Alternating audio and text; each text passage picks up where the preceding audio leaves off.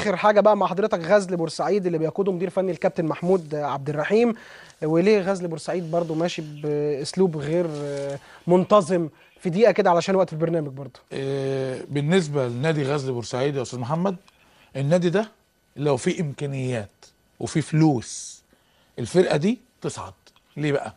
الفرقه دي معاها مجموعه لعيبه على مستوى عالي قوي، ومدير فني معاهم مدير فني راجل فاهم. اقول لك افجر لك حاجه، بس يعني حاجه برضو انفراد ليكم انتوا. محمود عبد الرحيم بيعمل بدون اي مبلغ مالي.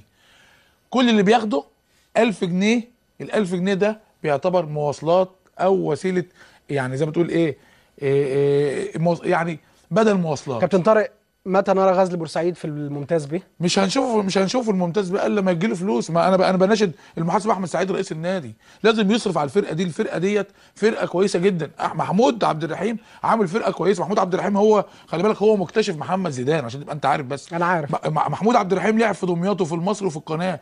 محمود عبد الرحيم راجل فاهم، عامل فرقه السنه دي لعبت مباريات وديه مع المصري، احرجت المصري، احرجت المريخ، احرجت فرق كبيره جدا.